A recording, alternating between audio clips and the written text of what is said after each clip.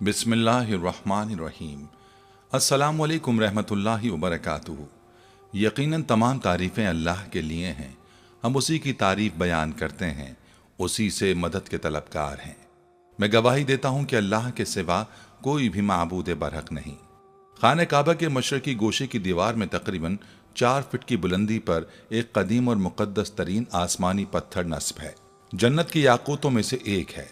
यही पत्थर हजर अस्वद कहलाता है।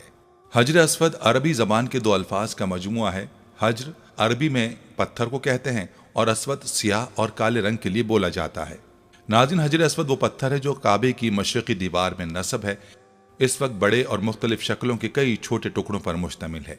ये टुकड़े अंदाजन 2.5 फीट कतर के दायरे में जुड़े हुए हैं, जिनके गिर्द चांदी का गोल चक्कर बना हुआ है। जो मुसलमान हज या उम्रा करने जाते हैं उनके लिए लाजिम है कि तवाफ करते हुए हर बार हजर अस्वद को बोसा दें। अगर हुजूम ज्यादा हो तो हाथ के इशारे से भी बोसा दिया जा सकता है। करोड़ों फर्जंदान इस्लाम के महवर काबे का ये पत्थर सिर्फ मुसलमानों के लिए ही नहीं बल्कि तमाम मज़ाहिब के पैरोकारों के लिए मुक़द्दस है और वो इस पत्थर को अल्लाह की निशानी करार देते हैं। नाज़रीन, हजर अस्वद की अहमियत और फजीलत के साथ साथ इसकी एक दिलचस्प तारीख भी है जिसका जानना हर मुसलमान के लिए ज़रूरी है। ये इतना नायाब पत्थर है कि इसे आसमान से उतारा गया था। आज की इस वीडियो में हम आपको हजर अस्वद की मुकम्मल तारीख बताएंगे कि यह आसमान से कब और कैसे उतारा गया। ये एक सफ़ेद रंग का पत्थर अब मुकम्मल तौर पर सियाह क्यों हो चुका है। ये 22 साल तक खाने काबा से जुदा क्यों रहा। वो कौन बदबख्त था जिसने हजर अस्वद को चोरी किया। हजर अस्वद 8 हिस्सों में कैसे तकसीम हुआ। हजर अस्वद को वापस कौन छुड़ा कर लाया। असल हजर अस्वद की क्या पहचान है। बिस्मिल्लाहिर्रहमानिर्रहीम। अस्सलाम वालेकुम मेरे प्यारे भाइयों और बहनों। आज हम एक ऐसे टॉपिक पर रिएक्शन वीडियो बनाने वाले हैं जो हर एक मुस्लिम के दिल के बहुत करीब है और वो है हजर अस्वद, यानी काबा के अंदर जो काला पत्थर है उसके बारे में आज हम पूरी डिटेल से इस वीडियो में जानेंगे। जहाँ तक मैंने सुना है हजर अस्वद असल में जन्नत से लाया गया पत्थर है। जब अल्लाह ने हजरत इब्राहिम अलैहिस्सलाम और उनके बेटे हजरत इस्माइल अलैहिस्सलाम को काबा की तामीर रखने का हुक्म दिया था, तब ये पत्थर जन्नत से लाया गया और ये काबा के अंदर एक कोने में लगा हुआ है। हदीस में आता है कि ये पत्थर शुरुआत में बहुत सफेद हुआ करता था, लेकिन फिर इंसानों के गुनाह की वजह से ये पत्थर धीरे धीरे काला होता गया। तो चलिए आज की इस रिएक्शन वीडियो को शुरू करते हैं। उम्मीद करती हूँ मेरे साथ एंड तक बने रहिएगा। चैनल पर नए हो तो प्लीज सब्सक्राइब जरूर कर लीजिएगा। नाज़रीन, खाने काबा जो कि पूरी दुनिया में सब मुसलमानों का किबला है और दुनिया की पहली मस्जिद मस्जिदुल हराम के वस्त में वाक़ है। मस्जिदुल हराम की खुसूसियत ये है कि अल्लाह ताला ने इसे अमन का गहवारा बनाया है और इसमें एक नमाज पढ़ने का सवाब 1 लाख नमाज पढ़ने के बराबर है। अल्लाह ताला ने खाने काबा की जगह को बाकी ज़मीन से 1000 साल पहले पैदा फरमाया। यह खित्ता पानी पर एक झाग की शक्ल में तैर रहा था। बस अल्लाह ताला ने इस खित्ते के नीचे ज़मीन बिछा दी। हज़रत आदम अलैहिस्सलाम जब अल्लाह के हुक्म से ज़मीन पर उतरे तो आप अलैहिस्सलाम पर वहशत तारी हो गई और आप अलैहिस्सलाम ने अल्लाह ताला से दुआ की। अल्लाह ताला ने बैतुल मामूर को ज़मीन पर नाजिल किया जो जन्नत में याकूत का बना हुआ था और उसमें सब्ज़ ज़बरजद के 2 दरवाजे थे। एक दरवाज़ा मशरिक़ी तरफ और एक दरवाज़ा मगरिब की तरफ लगा हुआ था। अल्लाह ताला ने उसे उसी जगह रख दिया जहां आज खाने काबा मौजूद है। अल्लाह ताला ने हज़रत आदम अलैहिस्सलाम को हुक्म दिया कि इसी तरह तवाफ़ किया कर जिस तरह मेरे अर्श के गिर्द फरिश्तों को तवाफ़ करते देखा है और इसके पास इसी तरह नमाज पढ़ जिस तरह मेरे अर्श के पास नमाज अदा किया करता था। जब हज़रत आदम अलैहिस्सलाम अर्ज़ हिंद से मक्का मुकर्रमा की तरफ पैदल रवाना हुए तो अल्लाह ताला ने एक फरिश्ते को मुकर्रर कर दिया ताकि हज़रत आदम अलैहिस्सलाम की बैतुल्लाह की तरफ रहनुमाई करे। हज़रत आदम अलैहिस्सलाम ने मनासिके हज अदा किए। जब हज से फारिग हुए तो फरिश्तों से मुलाकात की। फरिश्तों ने कहा, ए आदम, अल्लाह ताला आपको हज का बेहतरीन बदला अता फरमाए। हमने इस घर यानी बैतुल्लाह का आपसे 2000 साल पहले तवाफ़ किया था। हज़रत आदम अलैहिस्सलाम ने अर्ज़ हिंद से मक्का मुकर्रमा की तरफ पैदल चलकर 40 मरतबा हज फरमाया। बैतुल मामूर तूफ़ान नूह तक ज़मीन पर ही रहा। उसके बाद अल्लाह ताला ने इसे आसमान पर उठा लिया और जिब्रील अलैहिस्सलाम को हुक्म दिया कि वह हजर अस्वद को हजर अस्वद तूफ़ान नूह से महफूज रहे। चुनाचे खाने काबा बैतुल्लाह की जगह हज़रत इब्राहिम अलैहिस्सलाम के ज़माने तक खाली रही। तूफ़ान नूह के वक्त जब खाने काबा की इमारत आसमान पर उठाई गई और ये जगह एक ऊंचे टीले की मानिंद रह गई, फिर इसी बुनियाद पर हज़रत इब्राहिम अलैहिस्सलाम ने खाने काबा को तामीर फरमाया। जब अल्लाह ताला ने उनको हुक्म दिया कि खाने काबा की तामीर करो, हज़रत इब्राहिम अलैहिस्सलाम ने अल्लाह ताला से सवाल किया کہ وہ اس جگہ کو واضح کر دے جہاں بیت اللہ کی تعمیر کی جائے۔ اس وقت تک حضرت اسماعیل علیہ السلام بھی پیدا ہو چکے تھے۔ حضرت علی رضی اللہ عنہ اور حضرت حسن رضی اللہ عنہ سے مروی ہے کہ حضرت عباس رضی اللہ عنہ نے فرمایا کہ اللہ تعالیٰ نے ایک بادل کے ٹکڑے کو خانہ کعبہ کی جگہ کے تعین کے لیے بھیجا۔ جب وہ بادل کا ٹکڑا چلا تو حضرت ابراہیم علیہ السلام اس کے سائے میں چلتے رہے، یہاں تک کہ مکہ مکرمہ آیا تو بادل کا ٹکڑا بیت اللہ کی جگہ ٹھہر گیا۔ یہاں حضرت ابراہیم علیہ السلام کو آواز دی گئی کہ بادل کے ٹکڑے کے سائے کے نیچے خانہ کعبہ یعنی بیت اللہ کی تعمیر کرو، نہ اس میں کمی کرو اور نہ زیادتی کرو۔ خانہ کعبہ کی جگہ کا تعین اور ظاہر ہونے کے بعد حضرت ابراہیم علیہ السلام نے خانہ کعبہ کی تعمیر شروع کی۔ حضرت اسماعیل علیہ السلام پتھر لا کر دیتے تھے۔ خانہ کعبہ کی تعمیر 5 پہاڑوں طور سینا، جبل زیتون، جبل لبنان جو ملک شام میں ہے، جبل جودی جو جزیرے کا پہاڑ ہے، جبل ہیرا جو مکہ میں واقع ہے کے پتھروں سے کی گئی، اور باقی پہاڑوں کے پتھروں سے بیت اللہ کی دیواریں بلند کی گئیں۔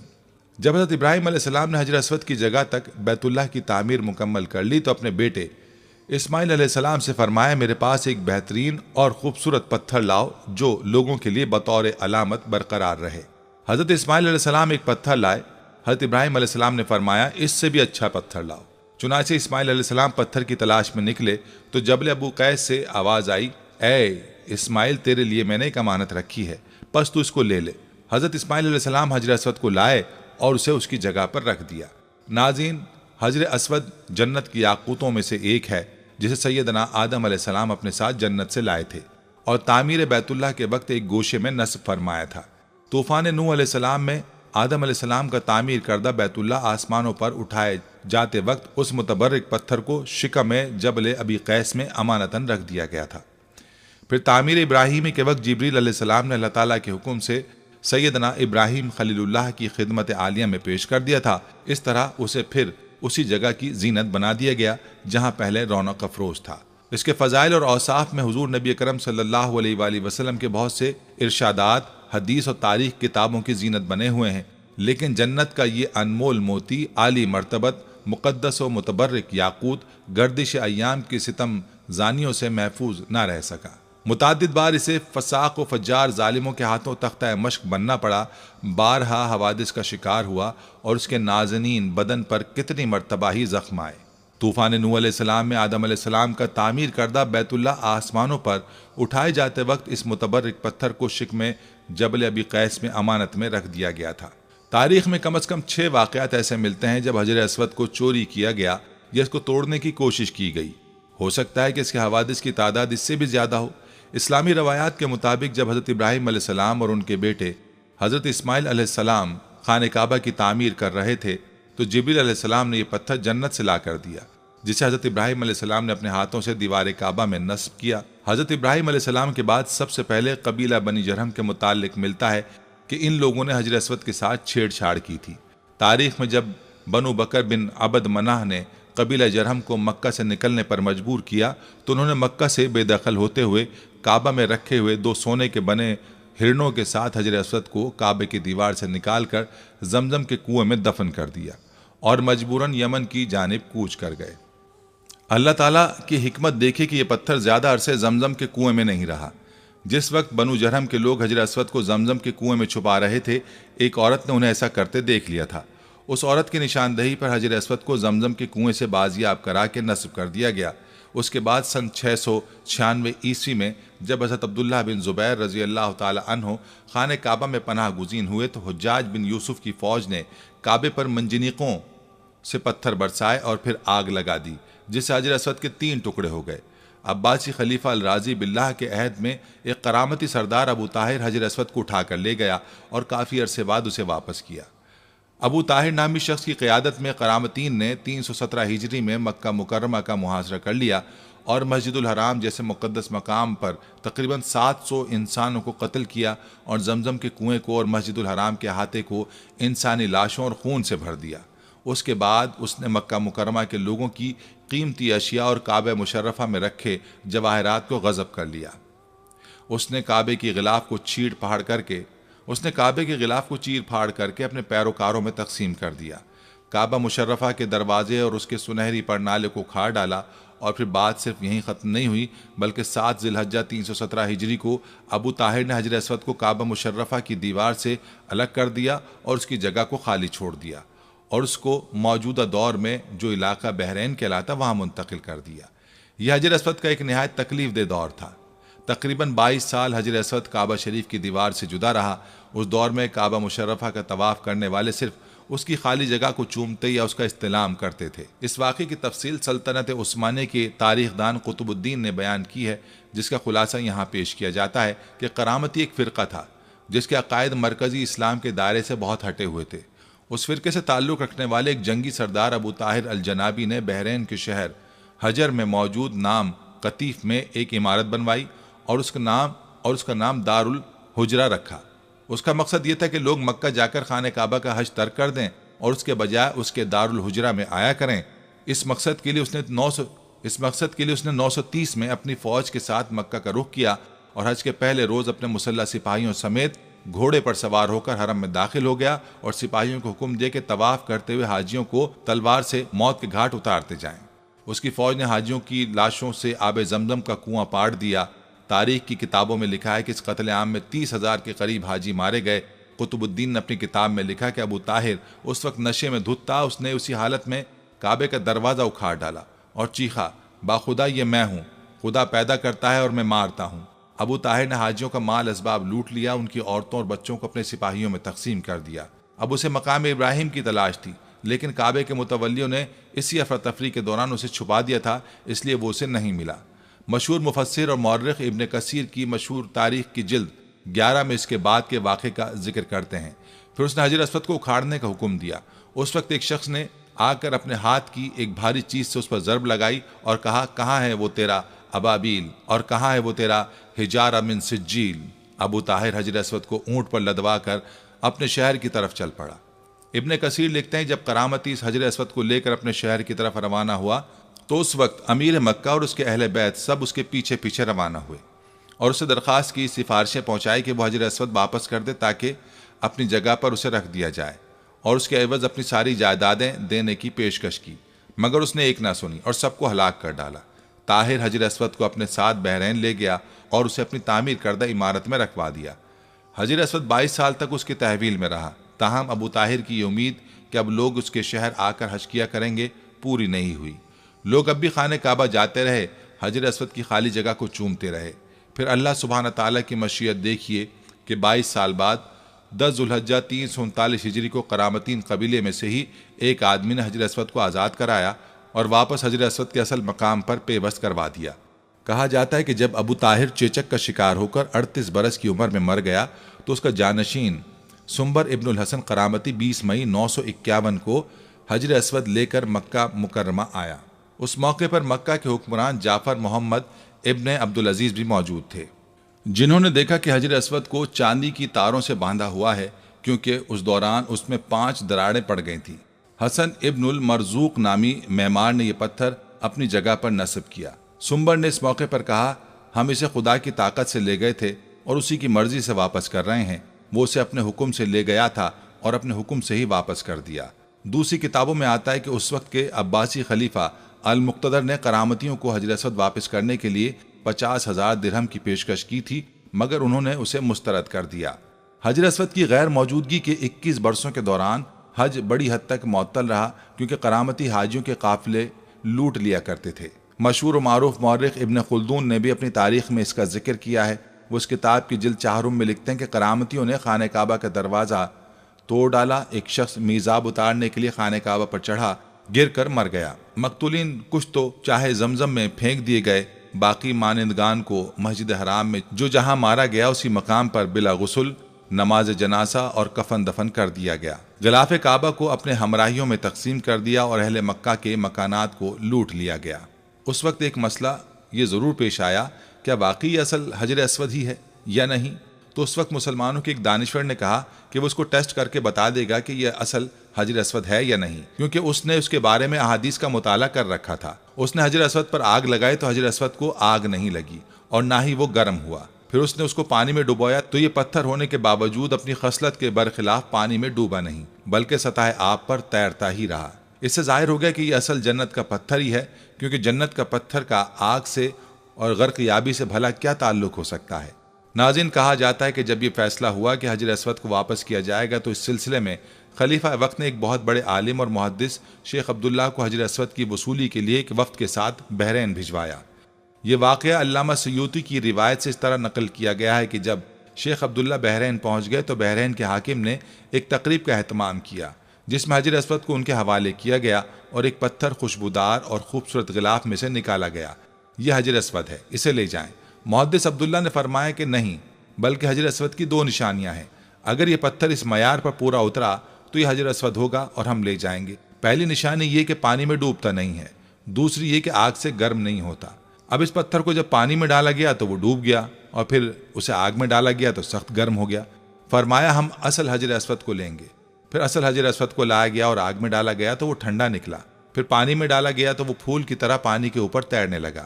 تو محدث عبداللہ نے فرمایا یہی ہمارا حجر اسود ہے اور یہی خانہ کعبہ کی زینت ہے اور یہی جنت والا پتھر ہے۔ یہ سب دیکھ کر ابو طاہر سلیمان قرامتی نے بڑے تعجب سے محدث عبداللہ سے پوچھا کہ آپ کو یہ باتیں کہاں سے معلوم ہوئیں؟ تو محدث عبداللہ نے جواب دیا کہ ہمیں یہ معلومات آقا محمد صلی اللہ علیہ وآلہ وسلم سے ملی ہیں کہ حجر اسود پانی میں ڈوبے گا نہیں، آگ سے گرم نہیں ہوگا، اور اس کے بعد جب قافلہ واپس مکہ کی طرف روانہ ہوا تو حجر اسود کو ایک کمزور اونٹنی پر رکھا گیا جس نے تیز رفتاری سے اسے خانہ کعبہ تک پہنچا دیا۔ حجر اسود کی وجہ سے اس اونٹنی میں زبردست طاقت آ گئی تھی، کیونکہ حجر اسود اپنے مرکز بیت اللہ کی طرف واپس جا رہا تھا۔ کہا جاتا ہے کہ جب حجر اسود کو بیت اللہ سے نکال کر بحرین لایا جا رہا تھا تو جس اونٹ پر بھی رکھا جاتا وہ کچھ فاصلے کے بعد مر جاتا، حتیٰ کہ بحرین پہنچتے تک 40 اونٹ مر گئے تھے۔ یہ واقعہ تاریخ کی مستند کتاب البدایہ والنہایہ اور المنتظم میں موجود ہے۔ ناظرین، اسی طرح سن 363 ہجری میں ایک رومی شخص نے اپنے کلہاڑے سے حجر اسود پر کاری ضرب لگائی جس سے اس پر چٹکنے کا ایک واضح نشان پڑ گیا۔ اس نے دوسری شدید ضرب لگانے کے لیے جیسے ہی اپنے کلہاڑے کو اٹھایا، اللہ سبحانہ تعالیٰ کی مدد آن پہنچی اور قریب ہی موجود ایک یمنی شخص نے جو اس کی گھناؤنی کارروائی دیکھ رہا تھا، چشم زدن میں اس نے اسے قتل کر ڈالا اور اس کی حجر اسود پر دوسری ضرب لگانے کی خواہش دل ہی میں رہ گئی۔ اس کے بعد 413 ہجری میں فاطمید نے اپنے 6 پیروکاروں کو مکہ مکرمہ بھیجا، جس میں سے ایک الحاکم العبیدی تھا جو ایک مضبوط جسم کا مالک تھا، سنہرے بالوں والا، طویل قد و قامت والا انسان تھا۔ وہ اپنے ساتھ ایک تلوار اور ایک لوہے کی سلاخ لایا تھا۔ اپنے ساتھیوں کے اکسانے پر اس نے دیوانگی کے عالم میں تابڑ توڑ 3 ضربیں حجر اسود پر لگا ڈالیں جس سے اس کی کرچیاں اڑ گئیں۔ وہ ہزیانی کیفیت میں اول فول بکتے ہوئے کہہ رہا تھا، معاذ اللہ، کہ جب تک اسے پورا نہ اکھاڑ پھینکے گا جب تک سکون سے نہیں بیٹھے گا۔ بس اس موقع پر ایک مرتبہ پھر اللہ سبحانہ تعالیٰ کی مدد آن پہنچی اور گھڑ سواروں کے ایک دستے نے ان سب افراد کو گھیر لیا اور ان سب کو پکڑ کر قتل کر دیا اور بعد میں ان کی لاشوں کو بھی جلا دیا۔ ناظرین، اسی طرح ایک واقعہ سن 990 ہجری میں بھی وقوع پذیر ہوا جب ایک غیر عرب باشندہ اپنے ہتھیار کے ساتھ متاحف میں آیا اور اس نے حجر اسود کو ایک ضرب لگا دی۔ عین اسی وقت اس وقت کا ایک شہزادہ نصیر متاحف میں موجود تھا جس نے اسے فوری طور پر موت کے گھاٹ اتار دیا۔ اور پھر سن 1351 ہجری کے محرم کے مہینے میں ایک افغانی باشندہ متاحف میں آیا اور اس نے حجر اسود کا ایک ٹکڑا توڑ کر باہر نکال دیا اور کعبے کے غلاف کا ایک ٹکڑا چوری کر ڈالا۔ اس نے کعبے کی سیڑھیوں کو بھی نقصان پہنچایا۔ کعبہ مشرفہ کے گرد کھڑے محافظوں نے اسے پکڑ لیا اور پھر اسے مناسب کارروائی کے بعد موت کی سزا دے دی گئی۔ اس کے بعد 28 ربیع الاول سن 1351 ہجری کو شاہ عبد العزیز نے اس پتھر کو دوبارہ کعبہ مشرفہ کی دیوار میں نصب کیا جو اس فاتر العقل افغانی نے نکال باہر کیا تھا۔ حجر اسود اس وقت ایک مکمل پتھر کی صورت میں نہیں ہے جیسا کہ جنت سے اتارا گیا تھا، بلکہ حوادث زمانہ نے اس متبرک پتھر کو، جس کو بوسہ دینے کے لیے اہل ایمان کے دل ہر وقت بے چین رہتے ہیں، 8 ٹکڑوں میں تبدیل کر دیا ہے۔ ناظرین، روایات کے مطابق سن 606 عیسوی میں جب رسول اللہ صلی اللہ علیہ وآلہ وسلم کی عمر مبارک 35 سال تھی، سیلاب نے کعبے کی عمارت کو سخت نقصان پہنچایا اور قریش نے اس کی دوبارہ تعمیر کی، لیکن جب حجر اسود رکھنے کا مسئلہ پیش آیا تو قبائل میں جھگڑا ہو گیا۔ ہر قبیلے کی یہ خواہش تھی کہ یہ سعادت اسے ہی نصیب ہو۔ رسول اللہ صلی اللہ علیہ وآلہ وسلم نے اس جھگڑے کو طے کرنے کے لیے یہ طریقہ اختیار کیا کہ حجر اسود کو ایک چادر میں رکھا اور تمام سرداران قبائل سے کہا کہ وہ چادر کے کونے پکڑ کر اٹھائیں۔ چنانچہ سب نے مل کر چادر کو اٹھایا اور جب چادر اس مقام پر پہنچی جہاں اسے رکھا جانا تھا تو آپ نے اپنے مبارک ہاتھوں سے اس کو دیوار کعبہ میں نصب کر دیا۔ سب سے پہلے حضرت عبداللہ بن زبیر رضی اللہ تعالیٰ عنہ نے حجر اسود پر چاندی چڑھوائی۔ 1268 میں سلطان عبدالحمید نے حجر اسود کو سونے میں مڑوایا۔ 1281 میں سلطان عبدالعزیز نے اسے چاندی سے مڑوایا۔ ناظرین، مسلمانوں کے نزدیک یہ پتھر بہت مقدس اور متبرک ہے۔ جو مسلمان حج کرنے جاتے ہیں ان کے لیے لازم ہے کہ طواف کرتے ہوئے ہر بار حجر اسود کو بوسہ دیں۔ اگر ہجوم زیادہ ہو تو دور سے ہاتھ کے اشارے سے بوسہ دیا جا سکتا ہے۔ جب خانہ کعبہ کی دیواریں ہاتھ جتنی بلندی تک چن لی گئیں تو حضرت اسماعیل علیہ السلام ایک پتھر لائے، جس پر کھڑے ہو کر حضرت ابراہیم علیہ السلام نے دیواریں مزید بلند کرنا شروع کی۔ روایت ہے کہ جوں جوں دیوار اونچی ہوتی جاتی یہ پتھر اپنے آپ ہی بلند ہوتا جاتا تھا، اور جب ابراہیم علیہ السلام اس پتھر پر سے اترنا چاہتے تھے تو نیچے ہو جاتا تھا۔ اس پتھر پر حضرت ابراہیم علیہ السلام کے قدموں کے نشان اول اسلام سے ابھی تک موجود ہیں۔ یہ پتھر اس زمانے سے حضرت عمر فاروق رضی اللہ عنہ کے دور خلافت تک کعبے کی دیوار کے ساتھ چپکا رہا۔ پھر اس پتھر کو حضرت عمر فاروق رضی اللہ عنہ نے خانہ کعبہ سے کچھ دور کر دیا تاکہ طواف کے وقت رکاوٹ نہ بنے، جسے مقام ابراہیم کہا جاتا ہے۔ کعبہ شریف کو اسلام سے قبل کل 4 مرتبہ تعمیر کیا گیا ہے۔ اول حضرت ابراہیم علیہ السلام نے تعمیر فرمایا، اور اس کا ذکر ہمیں قرآن و حدیث میں بھی ملتا ہے کہ حضرت آدم علیہ السلام نے خدا تبارک و تعالیٰ کے حکم سے کعبہ شریف کی تعمیر کی۔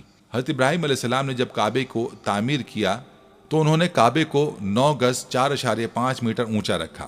مشرق کی جانب سے بیت اللہ کی لمبائی کو 32 گز یعنی 16 میٹر رکھا، مغرب کی جانب سے 31 گز یعنی 15.5 میٹر، شمال کی جانب سے 20 گز یعنی 10 میٹر، اور جنوب کی جانب سے 23 گز یعنی 11 میٹر کی لمبائی رکھی۔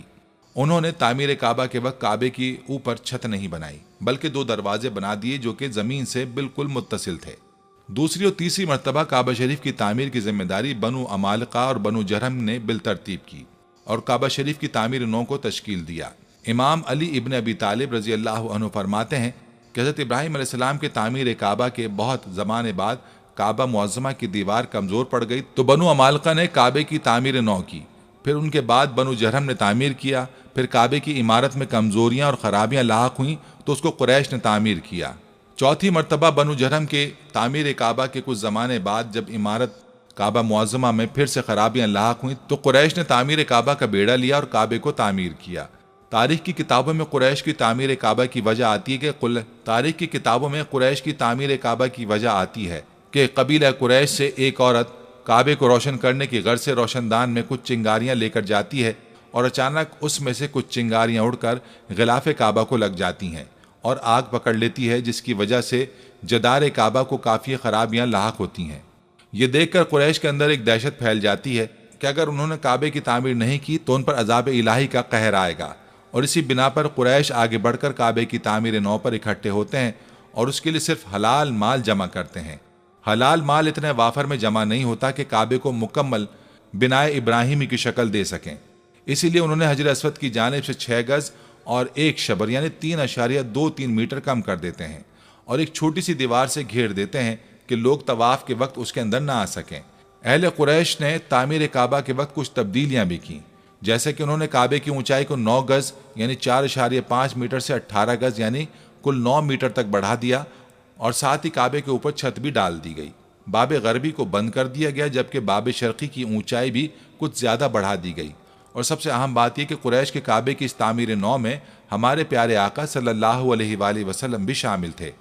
حجر اسود کعبہ کے اندر جو کالا پتھر ہے، مجھے اس ویڈیو کو دیکھنے کے بعد سب سے زیادہ تاثیر اس چیز نے دی کہ ایک چھوٹا سا پتھر جو جنت سے لایا گیا ہے وہ دنیا بھر کے مسلمانوں کے دل کو ایک ساتھ جوڑتا ہے۔ جب بھی ہم اسے دیکھتے ہیں ہمیں اپنے دین کی گہرائیوں کا احساس ہوتا ہے۔ آپ اس حجر اسود کعبہ کے اندر جو کالا پتھر ہے اس کو لے کر کیا اوپینین رکھتے ہو؟ مجھے کمنٹ کر کے ضرور بتانا۔ اگر ویڈیو اچھی لگے تو پلیز لائک، شیئر اور چینل کو سبسکرائب کرنا نہ بھولنا۔ اللہ حافظ۔